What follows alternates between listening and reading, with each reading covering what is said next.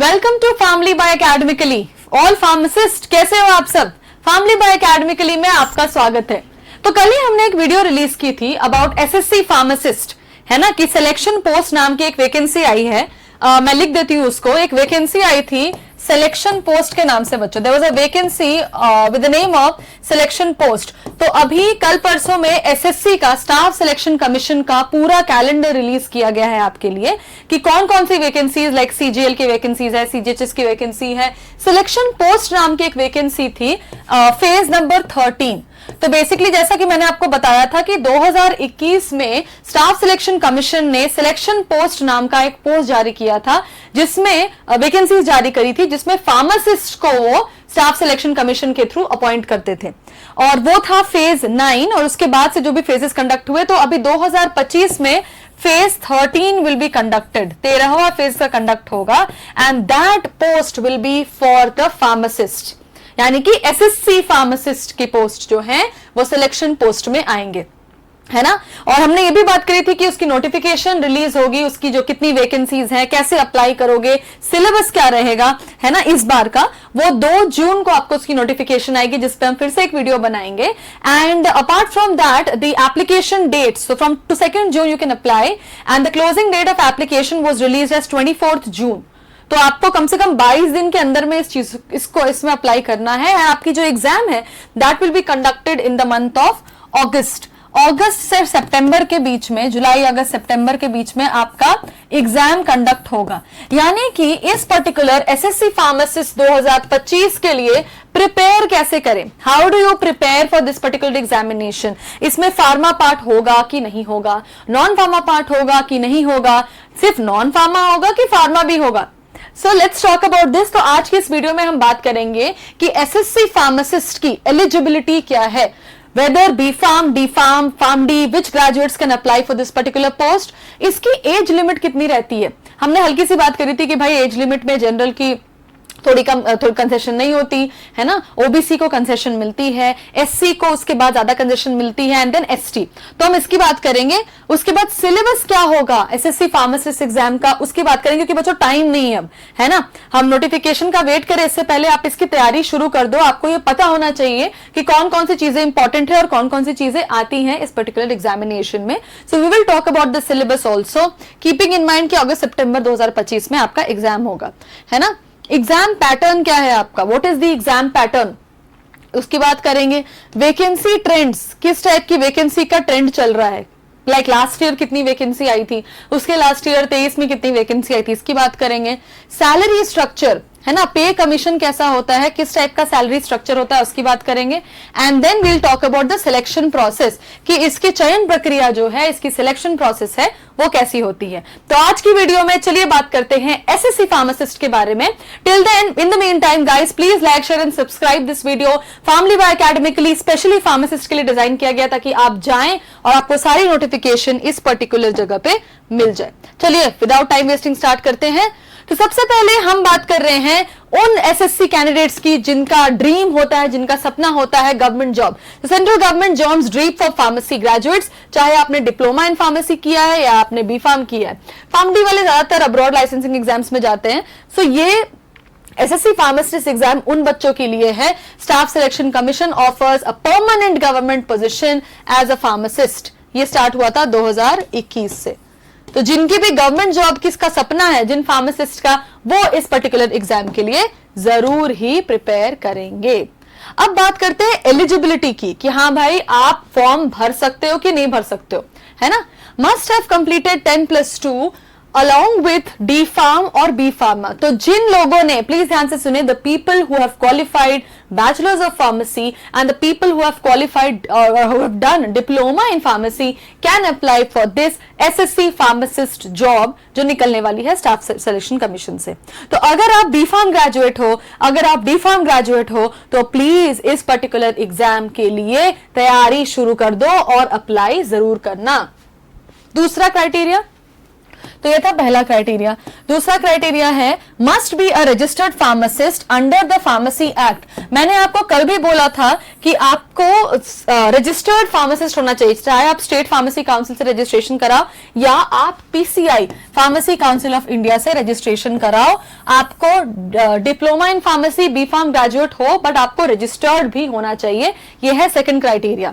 Third criteria है for B pharm holders experience is not mandatory. अगर आपने diploma in pharmacy किया है तो शायद एक्सपीरियंस की जरूरत पड़ेगी, जो कि हम बात करेंगे नेक्स्ट पॉइंट में।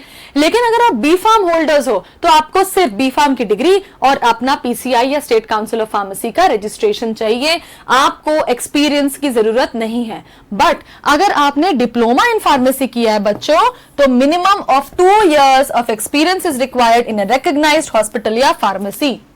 अब यहाँ पे दो क्या चाहता है, बी फार्म वालों को एक्सपीरियंस जरूरत नहीं है भाई, आप बी फार्म डिग्री रखो, पीसीआई या स्टेट काउंसिल रजिस्ट्रेशन रखो, आप अप्लाई कर सकते हो। लेकिन अगर आप डिप्लोमा इन फार्मेसी हो, अगर आपने डिप्लोमा किया फार्मेसी में, तो 2 साल का मिनिमम एक्सपीरियंस आपका होना चाहिए। You should have a minimum experience of 2 years, किसी कहीं भी रैंडम जगह से नहीं, रजिस्टर्ड हॉस्पिटल या फार्मेसी से, है ना। तो रजिस्ट्रेशन आपका डिप्लोमा डिग्री के लिए भी आएगी और एक्सपीरियंस सर्टिफिकेट आपको चाहिए होगा 2 साल का मिनिमम। कहां से? एक रजिस्टर्ड फार्मेसी से।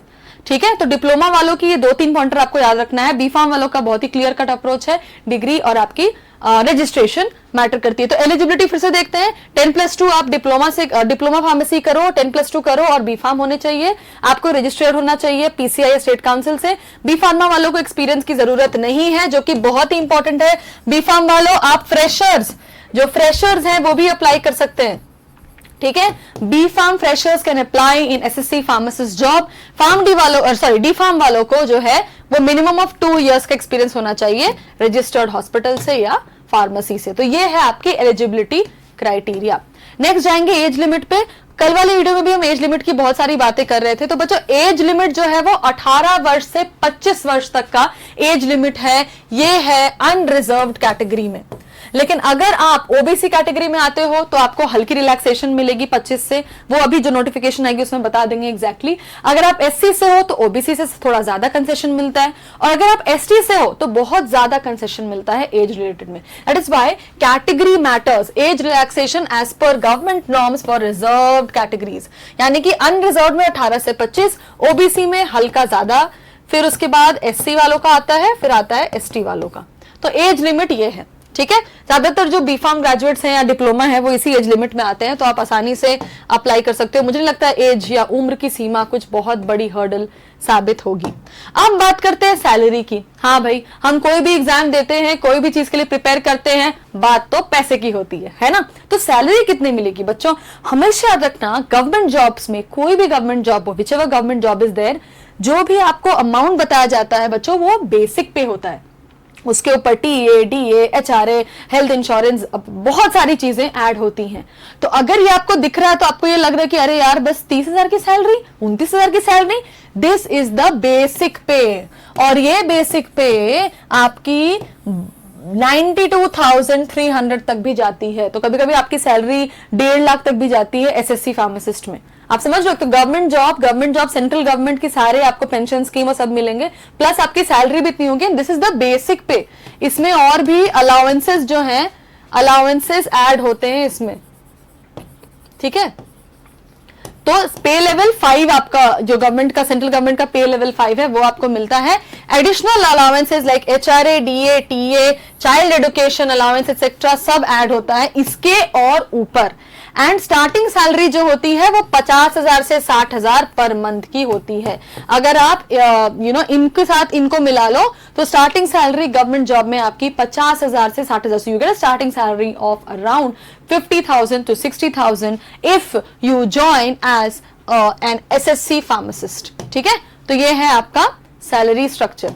नेक्स्ट जाएंगे हम सिलेक्शन प्रोसेस में। तो भाई एग्जाम कैसे होता है बच्चों? पेन पेपर मोड से नहीं, कंप्यूटर बेस्ड मोड पे आपका एग्जाम होगा। CBT mode, CBT test, CBT का मतलब होता है कंप्यूटर बेस्ड टेस्ट, और वहीं पे आपकी डॉक्यूमेंट वेरिफिकेशन भी होगी। तो जैसे आपने एक्सपीरियंस सर्टिफिकेट दिया है वो ऑथेंटिक है कि नहीं, है ना, आपकी डिग्री ऑथेंटिक है कि नहीं, आपकी रजिस्ट्रेशन जो है पीसीआई से या स्टेट काउंसिल से वो ऑथेंटिक है कि नहीं, जिस जहां से आप एक्सपीरियंस सर्टिफिकेट दिखा रहे हो वो जगह, दैट इंस्टीट्यूशन और दी लाइक योर ऑर्गेनाइजेशन और the place where you have been working is registered और नॉट, इज ऑथेंटिक और नॉट, ये सारे डॉक्यूमेंट्स बहुत इंपॉर्टेंट है। तो पहले आपका कंप्यूटर बेस्ड टेस्ट होगा, अगर आपने टेस्ट में निकाल लिया तो फिर आपका डॉक्यूमेंट वेरिफिकेशन करके तब आपकी सीट रिजर्व होगी और तब आपको आपका ऑफर लेटर मिलेगा। सो दिस इज द चयन प्रक्रिया जिसको हम बोलते हैं selection process, exam and document verification.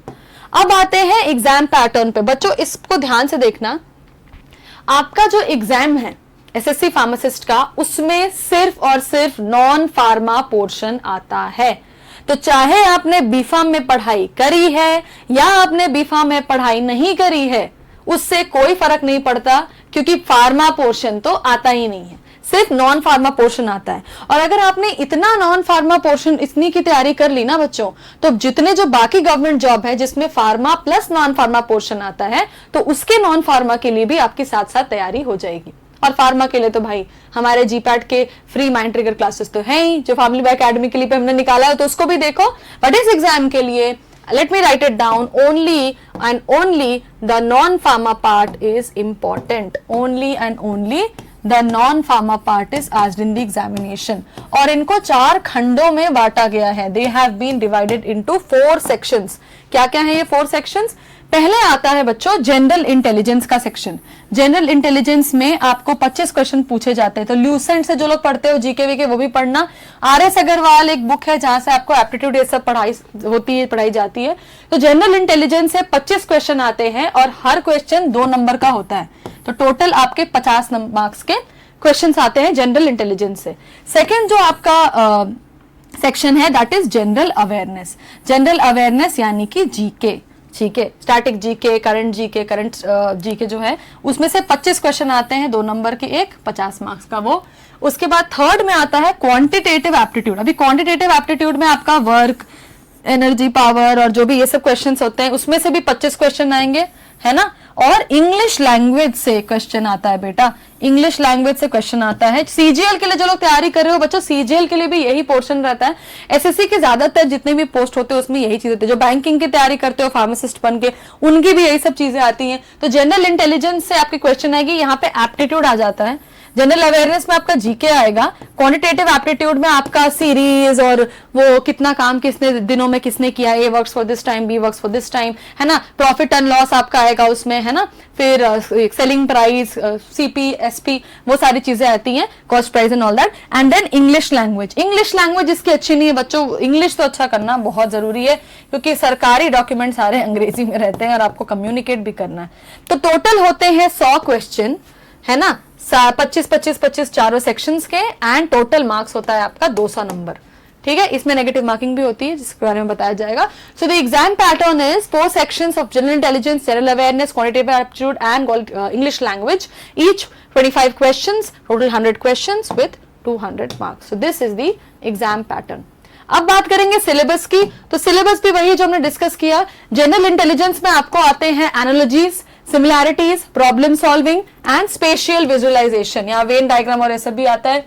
General awareness में आएगा करंट इवेंट्स, इसमें आपको करंट प्लस स्टैटिक जीके, है ना। पॉलिटी से भी बहुत क्वेश्चंस आते हैं, कॉन्स्टिट्यूशन से बहुत क्वेश्चन आते हैं। तो करंट प्लस स्टैटिक जीके दोनों ही इंपॉर्टेंट है जनरल अवेयरनेस में, है ना। Current events, history, geography, economics and polity. Quantitative aptitude में जैसे मैंने बोला नंबर सिस्टम आएगा बेटा, decimals, fractions, percentages, and English language में grammar, vocabulary, sentence structure, synonym, antonym and proverbs, phrases, है ना, सेंटेंस मेकिंग, अल्फाबेटिकल सीरीज इसमें आएगी आपके एप्टीट्यूड में। तो ये जनरल ओवरव्यू है, अगर आप ध्यान से देखोगे भी तो आपको समझ आ जाएगा। इसके लिए आपको क्वेश्चन जितना प्रैक्टिस करोगे ना उतना अच्छा है, ठीक है। सो general intelligence, awareness, quantitative aptitude and English language, this is the syllabus overview. अब बात करते हैं वैकेंसी की। तो अभी की वैकेंसी तो निकलेगी 2 जून को।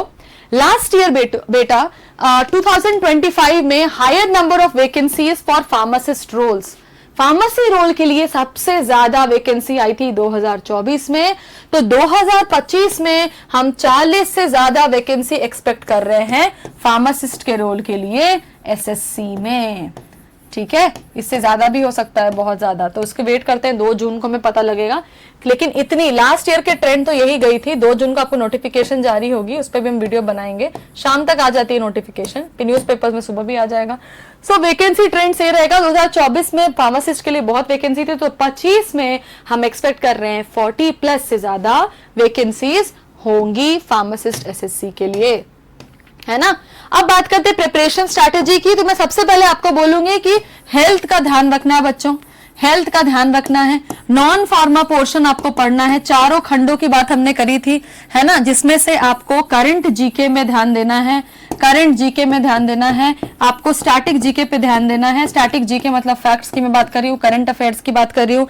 इंग्लिश बहुत लोगों का स्ट्रांग नहीं होता है, तो इंग्लिश पे ज्यादा ध्यान दें, इंग्लिश वोकैबुलरी, है ना। और जो आपका माइंड ट्रिगर्स है, जो आपका माइंड ट्रिगर्स है, माइंड ट्रिगर्स यानी आपके जो ये हैं, जो आपके एप्टीट्यूड वाली चीज, English vocabulary is very important, vocabulary, हाँ। और जो आपके वो चीज है, एप्टीट्यूड वाली चीज है, प्रैक्टिस प्रैक्टिस एंड प्रैक्टिस। और अभी से तैयारी स्टार्ट कर दो बच्चों, क्योंकि आपके जुलाई अगस्त में एग्जाम होंगे। So you have to practise the these general awareness and ये जनरल एप्टीट्यूड, जनरल एप्टीट्यूड का जो है पार्ट, उसको आपको प्रैक्टिस करना है। इंग्लिश के जितने टेस्ट पेपर्स हो वो आप सॉल्व करो, सीरीज अल्फाबेटिकल वाइज, ये सारी चीजें। तो this is the normal preparation strategy. हम एक अलग वीडियो भी बनाएंगे जहां पे हम डिटेल में बात करेंगे कि कैसे आप प्रिपेयर करोगे जब नोटिफिकेशन हमारी आ जाएगी उसके बाद, ठीक है। And that's it for this particular video. Please comment करके बताइए हमें अगर कोई पॉइंटर हम मिस कर गए हैं, तो हम जरूर उसके लिए आपके लिए वीडियो बनाएंगे। And family by academically always talks about the welfare of pharmacist. Please like share and subscribe this video. जितने लोगों को अवेयरनेस जाएगी वो तैयारी करेंगे, तैयारी अभी से स्टार्ट कर दो। बताओ हमें कि हमें और किस चीज पे आपको अवेयरनेस देना है या जागरूकता फैलानी है, हम जरूर उसके लिए वीडियो बनाएंगे। Till then bye bye, see ya, take care and please please please like share and subscribe family by academically. Thank you.